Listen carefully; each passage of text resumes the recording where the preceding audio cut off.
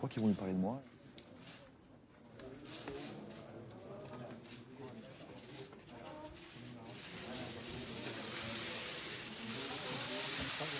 Très bien. Très bien.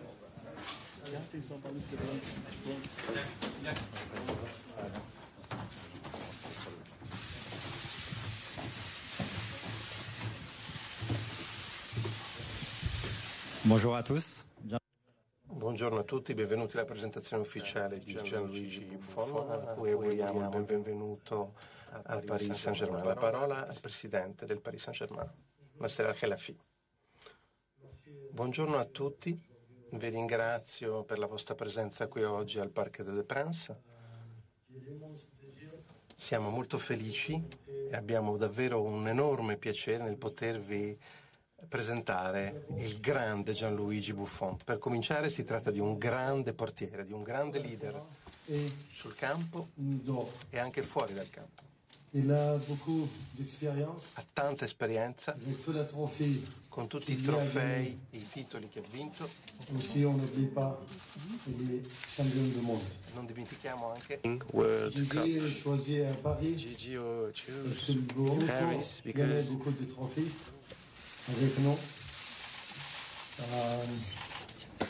Pour moi, j'ai toujours pressenti qu'il allait venir à Paris. On a une très belle histoire.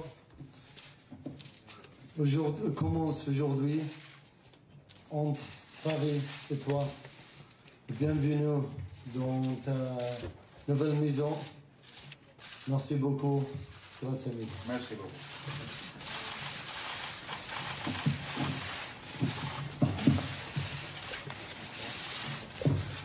Bonjour et bonsoir.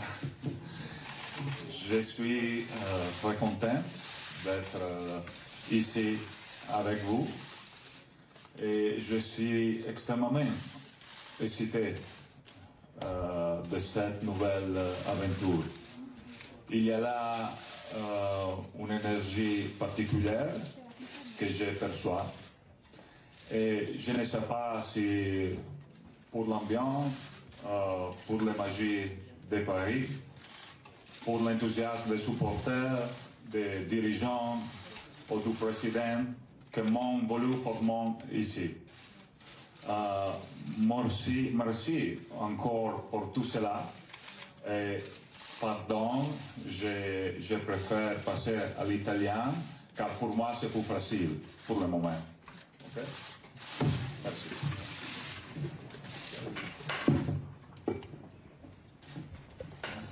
Vous pouvez poser vos questions. Bonjour Gianluigi. Bonjour. Ah, ok. Bienvenue à Paris. Merci. Quand ont commencé les contacts avec le PSG et est-ce que vous saviez déjà en quittant la Juventus que vous allez venir au Paris Saint-Germain? No, è stata una sorpresa di inizio maggio ed è stata una sorpresa molto gradita per me perché probabilmente, anzi sicuramente, stavo già programmando un altro tipo di futuro, ma dentro di me ho sempre avuto l'ambizione e la speranza che accadesse un qualcosa, perché sentivo che ho dentro ancora qualcosa di importante da dare ed è accaduto così, perché la vita è imprevedibile veramente. Jérôme, pour une traduction, en attendant que la traduction officielle nous parvienne. Je ne parle pas couramment italien, mais en tant que niçois, c'est nos voisins, donc ça va. Il dit qu'il avait senti une atmosphère incroyable et qu'il a encore beaucoup de choses à gagner, il l'a dit, et qu'il sentait déjà dès son arrivée quelque chose de palpable au niveau de l'émotion surtout. Et il a dit un truc intéressant à la fin, il a dit dans la vie, on ne sait pas ce qui peut se passer, tout peut arriver. Anche il PSG insegue questo sogno, è qualcosa che ha contribuito alla sua scelta? Lui parle plus vite, je comprends rien. Diciamo che io ho cominciato molto prima del Paris Saint-Germain, diciamo, a cercare di vincere e di arrivare a questo obiettivo. ma io non penso che sia almeno l'obiettivo o l'ossessione mia, e penso anche del Paris Saint-Germain. Io credo che si è creata questa situazione e io ho accettato volentieri, perché penso che ci siano le condizioni per potermi migliorare innanzitutto, sia come calciatore e sia come persona, e secondo me non è secondario questo. E credo anche di poter contribuire a far sì che anche il Paris Saint-Germain in campo possa migliorare un pezzettino in più, no? E quindi possa magari ulteriormente ambire a dei traguardi sempre più importanti. Ma quando inizia una stagione non puoi pensare di racchiudere tutto con un obiettivo che è quello della Champions League, perché saresti un pazzo totale, e qua non siamo pazzi, ecco. On s'excuse pour l'absence de traduction simultanée qui est indépendante de notre fait, évidemment, vous l'aurez compris, mais on rectifie avec Jérôme Alonso. Deux secondes, évidemment, question sur la Champions League et l'objectif commun avec le PSG. Il a dit que ça n'a pas rentré en ligne de compte dans sa décision, que c'est le projet humain sportif pour lui finir honorablement sa carrière, et qu'il penserait aux objectifs dans un second temps, et que c'est pas la Champions League, cette quête, c'est pas ça qui l'a fait signer au PSG. Diciamo sì, come ricordava lei, sì, sono sempre stato titolare a Parma, nella Juve, in nazionale, e mai nessuno a prioristicamente mi ha detto che sarei stato titolare, e quindi io sono sempre stato un giocatore che sul campo si è conquistato la titolarità, e credo che lo sport sia questo, credo che la competizione sia questa.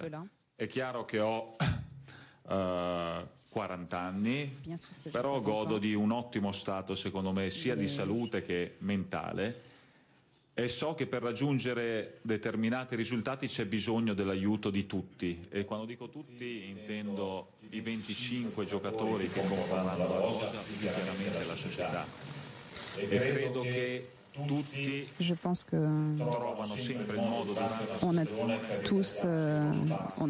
tous du temps de jeu pendant la saison, tout le monde en aura. Moi, je ferai tout pour être dans les meilleures conditions, pour mettre les autres dans les meilleures conditions, pour qu'ils soient le mieux possible. Et bien sûr que ce que je veux, moi, c'est démontrer que je suis un très grand gardien, et je suis sûr que je le ferai. L'équipe, ils sont comme, sono dell'equipe. Anni pensi di poter giocare ancora? Combien de temps penses-tu pouvoir jouer encore?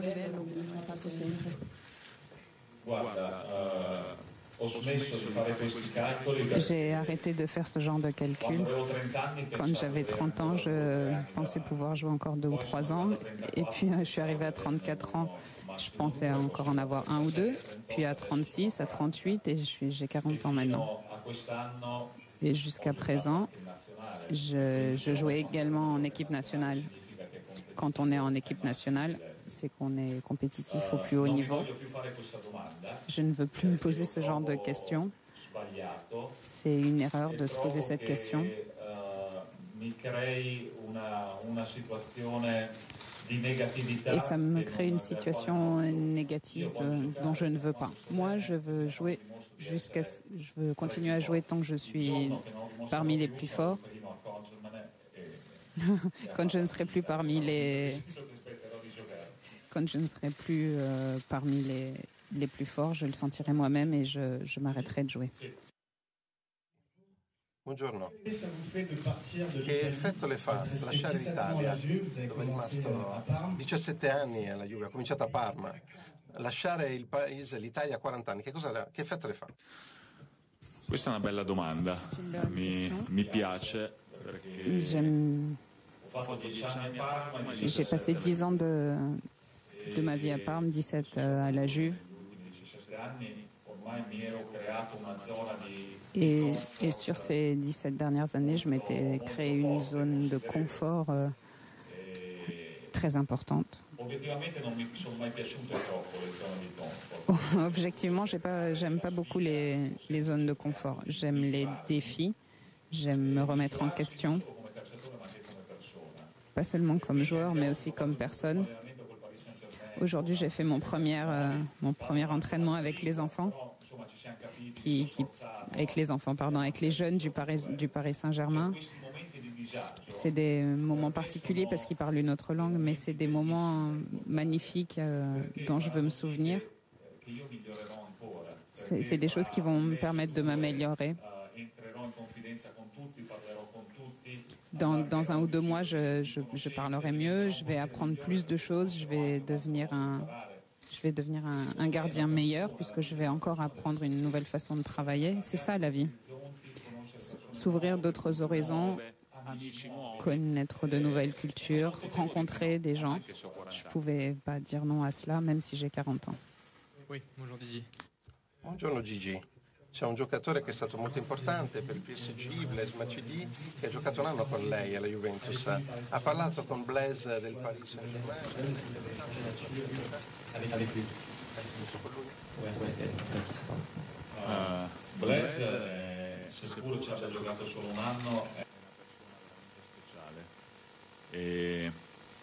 e l'affetto penso reciproco e l'empatia che abbiamo creato era veramente molto, molto forte.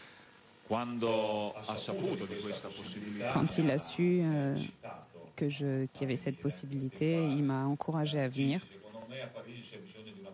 Gigi, d'après moi, ils ont besoin de quelqu'un comme toi à Paris et toi, tu seras très bien dans ce vestiaire et dans cette équipe, de ce club. Sachant combien il m'estime et combien il m'apprécie, j'ai sa pensée, son point de vue, j'y ai donné beaucoup d'importance. Oliveira, TV Globo, Brasile. Qual è l'aspettativa che ha di giocare col Brasile, soprattutto con Neymar, dopo un mondiale difficile per il Brasile e per Neymar, e in questa stagione con lei? io penso che momenti poco felici o momenti difficili. Des moments difficiles ou peu heureux, on en a tous vécu dans notre carrière et dans notre vie. Ce sont des étapes, si vous les affrontez avec courage, le courage de se remettre en question, ça vous fait grandir à un champion comme Neymar. Après une déception comme celle de la Coupe du Monde, il va revenir avec une vraie envie de revanche, une vraie rage de vaincre. Il va revenir dans cet état à Paris. Et je pense que cela nous aidera tous.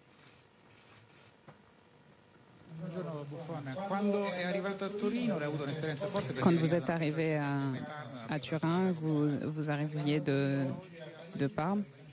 Et quelle comparaison pouvez-vous faire entre Turin à l'époque où vous y arrivez et Paris aujourd'hui? Et la deuxième question sur comment aurait été l'Italie dans cette Coupe du Monde. J'avais 23 ans quand je suis arrivé à la Juve. J'avais une expérience évidemment plus limitée, puisque mon monde jusqu'à l'époque avait été seulement en Parme. Et la dépense, le transfert payé par la Juve à l'époque était une vraie responsabilité.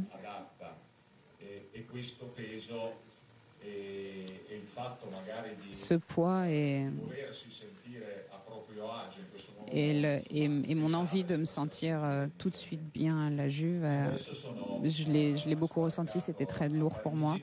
Maintenant, j'arrive à Paris avec l'enthousiasme d'un jeune homme. La carte d'identité n'est évidemment pas en rapport avec... j'ai 40 ans, mais il faut voir toutes les réponses que donne le corps au moment de l'entraînement, l'enthousiasme que j'ai. Le sport lui-même a beaucoup changé. Aujourd'hui, encore à 34 ans, 35 ans, il y a des joueurs qui sont encore considérés à cet âge-là comme les meilleurs. C'était quelque chose qu'on ne pouvait pas imaginer il y a 10 ans.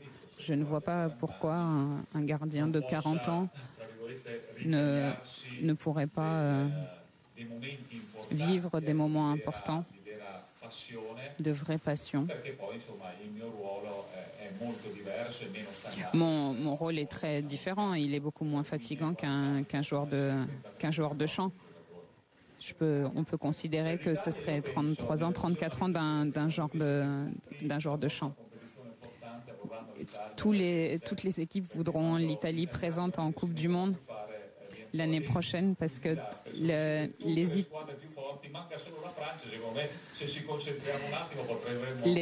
toutes les équipes contre qui les Italiens ont été supporters, toutes les équipes contre qui ils étaient sont des équipes qui sont sorties. Il ne manque que la France. Si on fait un petit effort, on devrait pouvoir y arriver, mais je pense que la France est supérieure. L'équipe de France a beaucoup de talent. Je pense que la France est la candidate la plus sérieuse pour la victoire, surtout après la défaite du Brésil. Le Brésil était pour moi le favori, mais la France juste derrière, je la plaçais juste derrière le Brésil. Vous êtes filleul de CNews. Vous avez été suspendu 3 matchs en Ligue des Champions. Je voulais savoir comment vous avez accueilli cette suspension et est-ce qu'elle aurait pu être un frein à votre venue au PSG?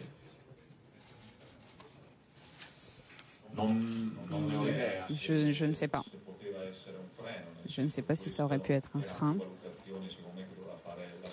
C'est plus le club qui devait faire ce genre de réflexion.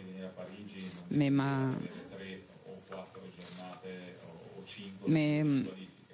décision de venir à Paris ne dépendait pas du nombre de jours, des matchs de suspension que je vais devoir... La colère à la fin du match, la colère est passée. Maintenant, j'accepte ce qui s'est passé. Je ne veux pas faire de polémiques inutiles. Sur votre droite, Thibaut Jean-Grand des RMC Sport. Vu de l'extérieur, votre avis sur le Paris Saint-Germain, est-ce que vous ne trouvez pas que cette équipe peut-être manque de caractère?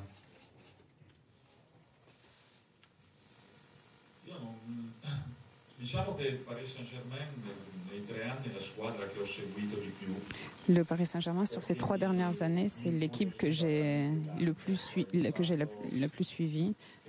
J'étais curieux. Elle m'interpellait. Elle était composée de tous ces grands noms. Elle avait tous ces talents et pourtant elle n'arrivait pas à faire ce petit pas en avant. C'est une équipe que j'ai beaucoup suivie avec beaucoup d'intérêt évidemment. Comme dans toutes les expériences, il faut du temps.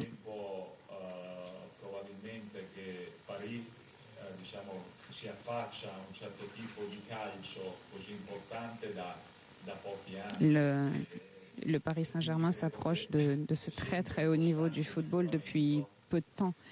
L'équipe ne cesse de s'améliorer, mais l'identité d'une équipe sur le terrain dépend aussi beaucoup de son entraîneur. Très souvent, les équipes sur le terrain sont le visage et la volonté, la philosophie de leur entraîneur. Le championnat de France, que connaissez-vous de ce championnat?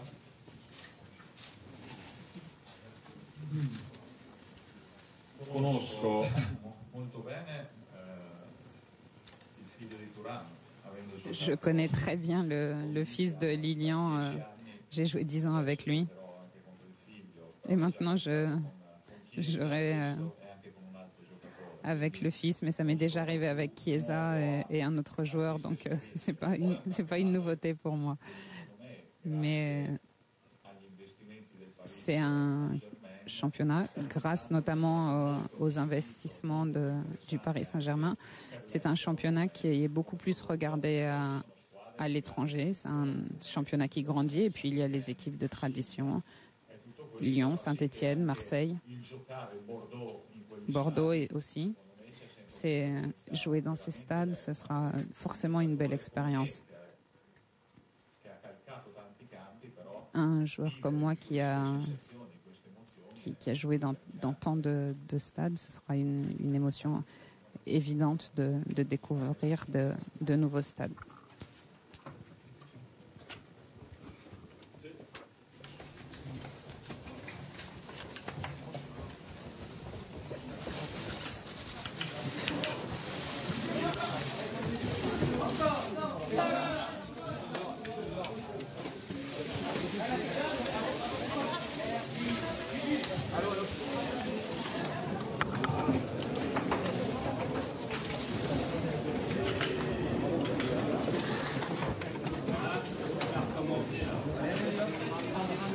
Voilà donc la présentation officielle de Gigi Buffon en direct sur la chaîne L'Équipe. On s'excuse encore une nouvelle fois pour les petits soucis de traduction, indépendant de notre volonté. C'était pas prévu comme ça, mais grâce à Jérôme notamment. Oui. Et on a, voilà, vous avez réparé au départ, juste comme il fallait, Jérôme. On va suivre dans la foulée Gigi Buffon qui sera aux abords des Parcs des Princes dans quelques instants pour être présenté aux supporters, pour un contact avec les supporters. Justine Barrault avec Karine Galli seront en place pour nous faire vivre ce moment d'ici quelques instants. Première impression, ce que vous retenez de cette présentation et des propos de Gigi Buffon? Ce qu'on a dit depuis une demi-heure en préambule à cette émission, c'est-à-dire qu'il a tous les tours du bouquin. Un petit clin d'œil pour parvenir sur un truc. Enfin voilà, il a tous les tours. Il est bien. Il a pas éludé les sujets. On n'a rien appris de nouveau. Voilà, il a opération séduction. Enfin, en tout cas, première partie réussie, mais sans surprise. Dave? Moi, j'ai vraiment aucune personnalité parce que j'étais profondément, j'ai une part de doute sur le fait que c'est une bonne idée ou pas de faire venir Buffon, enfin que Buffon vienne à Paris et de le voir. Bah, c'est bête, non mais c'est vrai, hein, c'est idiot, mais de le voir. Non, mais ce type-là, on va l'avoir en Ligue 1, on va l'avoir dans les buts du PSG. Ce qui dégage, c'est vrai que c'est hors norme. On a beau le savoir de le voir là encore, voilà, maîtriser la conférence de presse tout en élégance, tout en en sobriété, en justesse aussi. Bah ouais, même moi qui suis un petit peu sceptique quand même sur sa venue, bah je suis déjà un petit peu retourné, un peu conquis. Vous êtes sous le charme déjà. Ouais, un peu, mais j'ai pas une grande personnalité de toute façon globalement. Alors, je suis pas très solide sur mes appuis. L'enseignement de cette édition, c'est qu'il en faut très peu pour retourner Dave Apadou. Oui, je suis très corruptible. Olivier, vous étiez grand fan de Gigi Buffon. Est-ce que vous venez de dire sa présentation, ça vous conforte dans l'idée que c'était une très bonne idée pour le PSG? Bah ouais. Buffon là est fidèle à lui-même, avec un charisme incroyable en juste 2-3 phrases. Il commence sa conférence de presse en français, voilà, il a tout compris. Effectivement, comme disait Jérôme, un petit clin d'œil à un journaliste qui lui pose une question un peu polémique, comme ça, on revient pas dessus, personne ne revient dessus. On sait que Nasser Al-Khelaifi est souvent amoureux de ses joueurs. Je pense que ça va pas s'arranger avec Gigi Buffon. Réussi, vous me dites, sans aucune restriction par rapport à ce qu'il a dégagé, à son comportement sur cette conférence. Ce qui est drôle, c'est qu'en fin de compte, c'est sa deuxième présentation de sa vie, puisqu'il a fait que Parme à la Juve et Juve au PSG, donc c'est marrant. Mais il a fait tellement de conférences de presse, il est tellement rompu à ces combats-là, entre guillemets, avec la presse et le petit... Donc il connaît par cœur, et c'est rien du tout pour lui. Il a commencé en français, comme a dit Olive, magnifique. Ça fait quoi, 25 minutes? Pour lui, c'est rien du tout. Voilà, il a dit bonjour, les questions, la concurrence, la Champions League, l'arbitre, la Champions League, le petit clin d'œil, bon, on n'en reparle pas, machin. Voilà, 20 minutes, du grand art. Effectivement, moi déjà conquis, donc j'imagine que Dave... Et c'est bien parce qu'on en parlait juste avant de l'émission. Et je te vois là, t'as les yeux qui brillent, là, t'es un peu ça. Non, mais c'est ça veut dire que c'est pas joué, hein, franchement, c'est pas fin, c'est que de le voir, c'est pas joué. Le mec est là, le mec est juste un bon mec qui répond, il te regarde dans les yeux. Il a l'œil qui brille, ta question l'intéresse, il va t'y répondre franchement, il maîtrise le truc à merveille, et puis ouais, voilà, non, sans restriction aucune, ouais, bien sûr. Et en plus, comme c'est quelqu'un qui a été irréprochable toute sa carrière, qui, on l'a dit, on va le répéter, a jamais été clivant et respecté dans le monde entier, a un côté un peu universel. C'est-à-dire qu'effectivement, en plus, c'est même pas quelqu'un qui, contrairement à Neymar, donc j'adore en plus Neymar, donc je le dis sans problème. Mais Neymar, tu peux aller lui chercher des poux sur tel ou tel sujet, parce qu'il y a beaucoup de zones, un peu plus obscures, etc. Buffon, qu'est-ce que tu veux aller l'embêter parce que il est inattaquable. Donc voilà. Il n'a pas envie de l'attaquer. Non, mais exactement. Et de la même façon, je te dis, il y avait des joueurs. Je dis pas qu'ils hésitaient à lui mettre un but, évidemment pas. C'est des compétiteurs. Mais enfin, c'est la dernière chose où ils prennent du plaisir, c'est vraiment à essayer de l'humilier ou quoi que ce soit. T'as vraiment pas envie de lui faire du mal. Et voilà. Donc il sait pas encore. Lui, c'est au premier corner qui va rater, tout le monde est tombé dessus en France. Il sait pas encore ça. Bienvenue mon pote. On attendait avant sa présentation tout ce que le charisme, ce qu'il pouvait dégager. Est-ce que le temps d'une conférence de presse, on a pu concrètement mesurer ce qu'il allait apporter de ce point de vue-là, ce qu'il dégage, ce qu'il va apporter en image, en bienfait pour la progression du club de ce point de vue-là? Oui, évidemment. Tout à l'heure, on le disait, les Qataris sont extrêmement sensibles à l'image qu'ils peuvent dégager dans le monde. On diffuse quelques images de cette conférence de presse-là dans le monde, ça marche, quoi. C'est Gianluigi Buffon, voilà, c'est une vraie gueule, c'est une vraie personnalité. C'est un joueur qui est connu internationalement. Je suis sûr que ces images-là vont faire le tour du monde et le PSG va marquer les esprits en Asie, partout dans le monde, grâce à lui, encore une fois. Y compris auprès des autres grands clubs européens, parce que le PSG, il faut bien le rappeler, ils sont encore en plein dedans, donc on peut y aller. C'est un peu la cible des grands d'Europe, y compris de la Juve, qui a pas été la dernière à se mettre à la table du Real, du Barça, du Bayern, pour tirer à boulet rouge sur ces nouveaux riches qui investissent comme ça, sans compter, etc. Et on sent que Paris n'avait pas de paratonnerre par rapport à ça. On sent que c'était un petit peu la cible et que tout le monde pouvait taper dessus. Là, pour les autres clubs, ça va être quand même beaucoup plus délicat d'aller taper sur le club où est Gigi Buffon, sur le recrutement de Buffon. Voilà, je pense qu'il va lui aussi asseoir. Tu parlais d'institution, je pense que pour le coup là, il va poser vraiment les fondations d'une respectabilité. Et de la même façon qu'en d'autres temps, on disait, tu vois, Tapi quand il avait pris Beckenbauer, c'était en disant les arbitres, ils vont devoir faire gaffe quand même parce qu'avec Beckenbauer, il en impose tellement que tu fais attention. Je pense que politiquement, dans la géostratégie du foot, on va prendre des grands mots, mais c'est un petit peu ça quand même. T'hésites à attaquer le club quand même où est Buffon, je pense. Reste à voir sportivement, on en parlera après, mais, mais politiquement, c'est un coup de maître. Ouais. C'est un coup de maître. C'est sûr. Le coup de maître communication de Gigi Buffon. Petite alerte, regardez sur le site L'Équipe, la première brève avec ce titre que vous allez apercevoir. Gigi Buffon voit les Bleus champions du monde. C'est la première brève qui est tirée, l'une des premières brèves, puisqu'on parle également de Matuidi, on y reviendra, qui a encouragé Buffon. Là aussi, c'est bien joué de la part de Gigi Buffon. Il est face à la presse française en partie. Peut-être est-ce une intime conviction, peut-être est-ce aussi un petit effet de com encore pour en mettre une petite touche en plus. Voilà, le peuple français, je vous aime et je vous vois champion du monde. Donc, mais peut-être qu'il le pense aussi. Moi, je crois qu'il le pense. Il le pense. Mais ça peut être les deux. Ouais, mais bon, oui. Sûr. Mais non, mais je pense qu'il le pense parce qu'il dit quand même. Le favori numéro 1, c'était le Brésil. Il dit pas que la France était au niveau du Brésil. Il dit, mais le Brésil dehors. D'un seul coup, pour cette équipe de France qui voyait un petit peu comme la deuxième force de des équipes précédentes, voilà, exactement, l'outsider devient favori. Donc moi, je pense qu'il le pense. On est quand même beaucoup à penser que l'équipe de France, elle est quand même plutôt bien placée. C'est pas fait, mais voilà. Ce que vous retenez de cette conférence de presse, avant que Gigi Buffon ne vienne juste devant le Parc des Princes, on sera avec Karine Galli en direct, puisqu'il va avoir droit à un petit bain de foule avec les supporters parisiens. Moi, j'ai retenu cette première phrase: je veux continuer à jouer tant que je me sentirai le plus fort. Tant que je me sentirai le plus fort. Il se considère aujourd'hui, Gigi Buffon, pour ceux qui auraient un doute, comme l'un des meilleurs gardiens du monde, et en tout cas suffisamment compétitif pour un club comme le Paris Saint-Germain. Petit message envoyé à tous ceux qui pensaient qu'il venait éventuellement pour suppléer, seconder ou aider Alphonse Areola. Non, il vient pour jouer. Il a fait une interview, il parlait d'Alphonse avec beaucoup de respect d'ailleurs. Là, la conférence de presse est claire. Je viens pour jouer, je me sens de jouer, je veux gagner des titres. Et je suis là tant que je me considère compétitif, c'est moi qui décide. Et en ce moment, et pour l'heure, je décide que je suis en état de jouer et d'être numéro 1. Et d'être numéro 1. Très important. Il le dit, ouais. Il a dit, on est 25 à vouloir jouer, mais moi je veux être numéro 1. Et tant que je considérerai que j'ai la pêche, la force et tout ce qu'il faut pour être numéro 1, je jouerai pour être numéro 1. Le jour où ce ne sera plus le cas, je vous le dirai.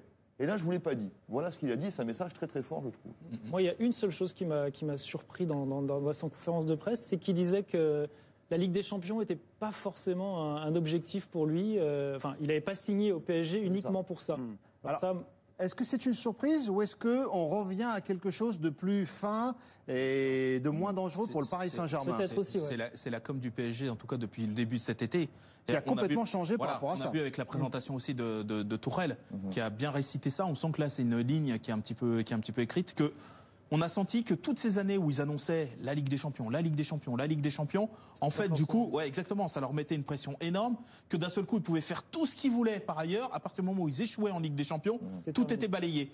Donc je pense qu'ils sont revenus à quelque chose où on est plus dans le faire et pas le bout du chemin. On verra où ça nous mène, mais c'est comment on y va. Et effectivement, Tourelle, il vient avec une méthode. On a des joueurs qui sont là pour nous apporter des choses. On a Buffon qui va nous apporter aussi quelque chose. Où est-ce que ça mène? C'est tellement aléatoire. Buffon, aussi monstrueux soit-il, et la Juve aussi costaud soit-il, ils l'ont pas gagné eux. Hein. Quand la Juve l'a gagné la dernière fois, Buffon n'y était pas. Et à titre personnel, c'est bien aussi pour lui, Jérôme, c'est pas lui qui vient pour faire gagner la Ligue des Champions au Paris Saint-Germain. De ce point de vue-là, il tord le cou à une image qui pouvait être dangereuse pour lui. Non, c'est malin. Il vient relever un challenge. Il vient relever son dernier challenge sportif. Dans ça, il y a gagné des titres. Il n'y a pas mon objectif est de venir au PSG pour gagner la Champions League. Ça, c'est très intelligent. Même si, évidemment, il en crève d'envie au fond de lui. Il en crève d'envie. Mais, et je pense que, sincèrement, il vient pour être compétitif. Il vient pour faire des arrêts. Vous savez, on est gardien, c'est tout bête. Hein. On veut faire des arrêts. On veut briller, on veut faire gagner des points à son équipe. C'est tout con, hein, le rôle de gardien. C'est très binaire. Hein. Et lui, il veut être bon. Il veut juste être bon, faire gagner des points, des matchs, des titres. Si dans ces titres, il y a la C1, ma foi, tant mieux. Et puis sinon, il partira dignement en étant champion de France, en ayant gagné la coupe ou je ne sais quoi. Mais il veut être bon. C'est surtout ça que j'ai retenu. Ouais. Il veut être bon, il veut se prouver. La Chine ou le Qatar aurait pu proposer n'importe quoi. On sent que de toute façon, il n'y aurait pas été. On sent qu'il est encore extrêmement compétitif. Et ça évite pour lui comme pour le club, mais là en l'occurrence, il parlait de lui, de jouer et d'évaluer sa saison juste sur une paire de matchs. C'est-à-dire que c'est pas parce que tu tombes sur Barcelone, le Bayern, le Real, t'as le droit d'échouer. Je veux dire, c'est comme ça. Comme ils sont cette année, forts. hein. Voilà, comme cette année. Mais si par ailleurs, pour lui, en l'occurrence, s'il a été compétitif, s'il a montré qu'effectivement, il avait encore le niveau pour garder les cages, le niveau pour s'adapter à un nouveau championnat, parce que ça aussi, ce sera une des questions. C'est quand même quelqu'un qui a fait que l'Italie, donc il va falloir aussi s'adapter à tout ça. Je crois qu'on est vraiment sur quel est le sens sportif profond. C'est pas sur un rendez-vous. La Ligue des Champions, vous savez, les grands clubs, il y en a qui courent après depuis des années. 100% d'accord. Gigi Buffon, une légende qui donc est officiellement présentée à Paris. Ce côté légende de Gigi Buffon, c'est vraiment l'idéal pour le club. Tuchel, est-ce que c'est un allié de poids pour Tuchel, ce que représente au quotidien Gigi Buffon? Jérôme. Ça va être un relais essentiel, évidemment. Juste revenir, est-ce que c'est le gardien qui, encore une fois, pour ceux qui n'étaient pas là au début, faut enlever l'affect qu'on a pour Alphonse. C'est hyper important parce que j'ai milité pour Alphonse pendant 2 ans. Et aujourd'hui, là, on n'a pas prononcé le nom d'Alphonse encore une fois. On en parlera après, j'espère, mais c'est important. Donc, pour ce qui est de Gigi Buffon, oui, évidemment. Bras droit, caporal-chef de Tourelle, ou tout ce que vous voulez. Évidemment, relais essentiel par rapport et pont générationnel entre un coach qui est guère plus vieux que lui, finalement, et puis les plus jeunes du vestiaire. Donc, hyper important. Et là, c'est du Parbelli. Parce que dans ce vestiaire qui a fini un tout petit peu, pas fragmenté, mais en tout cas avec des disparités quand même, ça a été compliqué. Il y a Buffon qui lui va faire naturellement l'unanimité. C'est-à-dire que on sait qu'il est respecté de tous. Quand on dit respecté de tous, c'est pas simplement des supporters, des joueurs du monde entier. Donc ça veut dire qu'il va arriver et que effectivement pour Thomas Tuchel, il va suffire. C'est pas facile, mais il va suffire de s'appuyer avant tout sur Buffon pour être quasiment son premier relais, quasiment un capitaine bis, quasiment peut-être même le vrai capitaine de cette équipe, pour en gros, éviter les frondes internes, tu nous casses les pieds avec ta vidéo, etc. Parce que Buffon, s'il dit tout le monde vous asseyez, on écoute, de fait c'est fait. Et on sait que lui, comme il a une éthique de travail, comme c'est pas quelqu'un qui, tu nous casses les pieds, etc. Je pense que ça va être un allié fondamental pour Tourelle. Il faut juste que sportivement il soit inattaquable, parce que les fauves, il respecte les forces. Ça sera le débat, bien sûr. Mais la saison dernière, on pensait que l'arrivée de Dani Alves allait apporter un petit peu justement ce genre de choses dans le vestiaire. On pensait que son expérience allait pouvoir apporter, compter. On s'est vite rendu compte que finalement, ce rôle-là, il n'a pas su le tenir, alors que je pense que Gianluigi Buffon saura parfaitement le tenir. Et tu sais où ça tourne ? Ça tourne quand il prend le ballon des mains de machin pour le filer à Neymar. Et là, il a pris parti. Totalement. Et quand tu prends parti, c'est fini. Au niveau des ethnies du vestiaire, c'est super chaud. Toute ma vie, c'était le cas. Et les Africains, les Sud-Américains, les machins sont soit péjoratifs du tout, mais c'est comme ça. Et là, le problème, c'est que t'attends de ce mec-là, du patron, qui soit juste, Ouais, qui soit au-dessus de la mêlée. Qui soit au-dessus de la mêlée. Là, quand t'as ce mec-là qu'on recrute un peu pour ça, qui prend le ballon des mains du type pour le filer à son ami, là, de ce jour-là, Dani Alves dans le vestiaire, il est pour tous les autres. Toi, t'es pas le chef du tout. En tout cas, t'es pas mon chef, toi. Moi, Mohamed, t'es pas mon chef du tout. Gigi, je suis absolument certain, je peux pronostiquer au moins ça, c'est que lui, dans le vestiaire, il sera au-dessus de la mêlée. Et puis si Verratti fait le con, italien ou pas, hein. Il pourra lui dire. Il va se gêner. Il a pris conseil auprès de Blaise Matuidi. Il a dit, il m'a encouragé à venir et il lui a dit, ils ont besoin de quelqu'un comme toi au club. C'est important aussi ce qu'a dit Gigi Buffon au sujet de ce conseil de Matuidi. C'est d'un personnage comme celui-ci que le Paris Saint-Germain, dont le Paris Saint-Germain avait besoin. Ouais, je pense que le PSG fait surtout besoin d'un gardien. Ça fait 3 ans qu'on a le même débat tous les ans. Le PSG n'arrive pas à trouver un vrai gardien. On a essayé Trapp, ça n'a pas fait l'unanimité. On a essayé Areola l'année dernière. Bon, il n'a pas rassuré non plus tout le monde. Là, je pense qu'avec l'arrivée de Buffon, enfin, en tout cas, c'est ce que moi je pense. Je pense que le débat est clos une bonne fois pour toutes. Là, on a un numéro 1. Clair et net. Je pense que Buffon jouera et sera numéro 1. Sur la portée au quotidien, encore une fois, le Paris Saint-Germain avait besoin d'une personne comme Gigi Buffon, selon Blaise Matuidi. Oui, parce que alors Buffon, ils avaient besoin d'une espèce d'incarnation.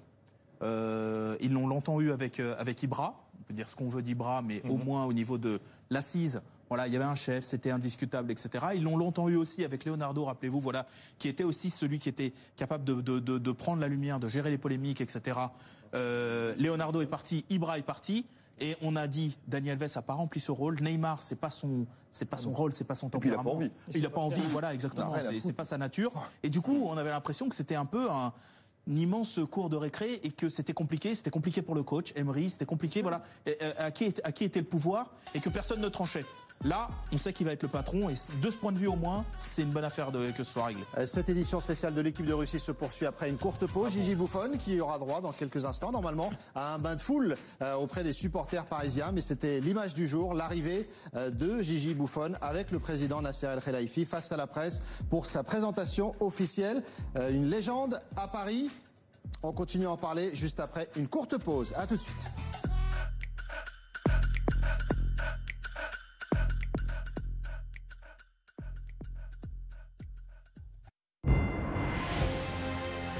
Retrouvez votre programme avec Hugo Boss United.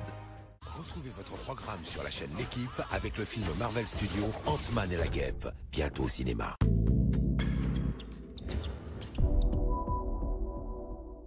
Allez, jusqu'au 15 juillet chez Domino's pour 2 pizzas achetées, une pizza offerte, c'est magnifique! Eh Denis, oui. Si j'ai trop de malus, où est-ce que je peux être assuré? Assu 2000, et ça marche aussi pour les permis déjà annulés. Merci. Et moi, j'ai tous mes bonus. Assu 2000, et dans votre cas, c'est jusqu'à 60% moins cher. Et moi, je roule pas souvent. Alors c'est 10% de réduction, et toujours chez Assu 2000. Ok, demandez-leur. Assu 2000, partout, pour tous. Back Market. Avec mon nouveau smartphone, je peux prendre des photos haute définition, payer sans contact et profiter de son design exceptionnel. Et en plus, je n'ai payé que 240 €. Prenez tout du neuf, sauf le prix. Adoptez des produits high-tech reconditionnés à neuf, garantis et jusqu'à 70% moins cher. C'est sur backmarket.fr. Back Market.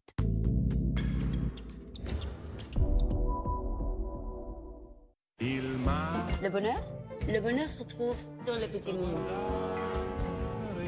Pour la première fois avec Costa, découvrez la Méditerranée avec un tout compris exceptionnel. À partir de 699 € seulement. Développez votre activité en acceptant les paiements par carte avec le nouveau terminal de paiement SumUp. Sans engagement de durée, sans frais fixes. Disponible dès maintenant sur sumup.fr. Allez, jusqu'au 15 juillet chez Domino's pour 2 pizzas achetées, une pizza offerte, c'est magnifique! Alors que l'on aborde la toute dernière descente avant le col final. Oui, Hervé,